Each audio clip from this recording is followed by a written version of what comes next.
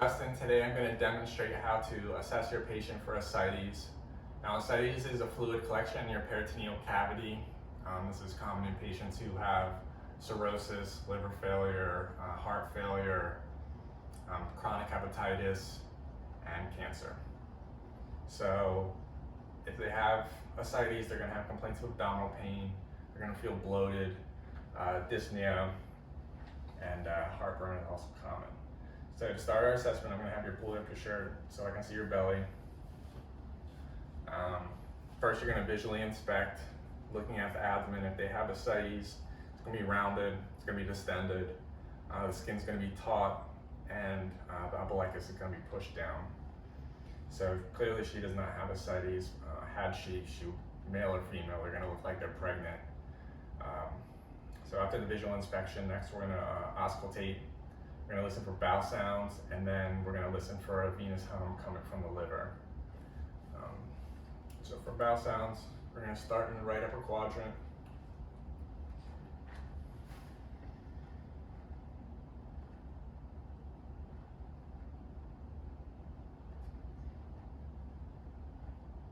And left upper quadrant. Left lower quadrant. Right lower quadrant.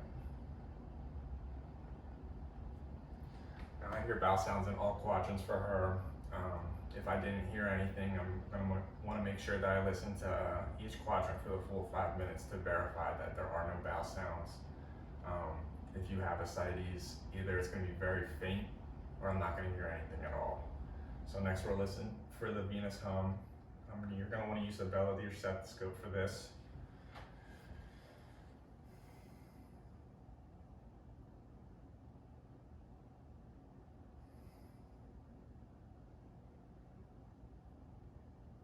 I do not hear anything.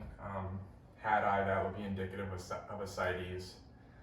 So after the visual inspection, the auscultation, now we're going to percuss the abdomen. There's two tests for this. One is the shifting dullness test, and then the other is the fluid wave test. So for the shifting dullness test, you're going to start midline. Spread your fingers out, and you're going to tap.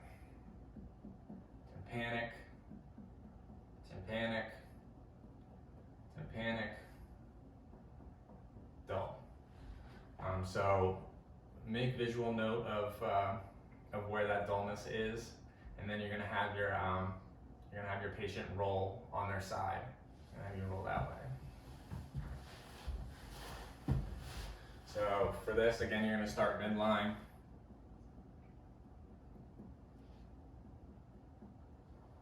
Tympanic, dull. So that is in the same spot. It should line up with the axilla. Had the dullness been in a different spot than it was initially when she was laying supine, that would be indicative of ascites. Next is the fluid wave test. I'm gonna need help here. You're gonna put your hand right on the midline, like that, yep. And then you take both hands, put them on each side. You're gonna either tap or flick, and you're gonna see if you can feel fluid, like a wave, like the name is, to the other side. If you do feel that wave, that would also be indicative of ascites. Now, that's how you assess, complete a nurse's assessment for ascites. If you suspect that they do have ascites, they're going to need to go for an ultrasound. If that fluid collection is seen on the ultrasound, depending on how much it is or where it is, they're going to need a paracentesis. And that's how you assess for ascites.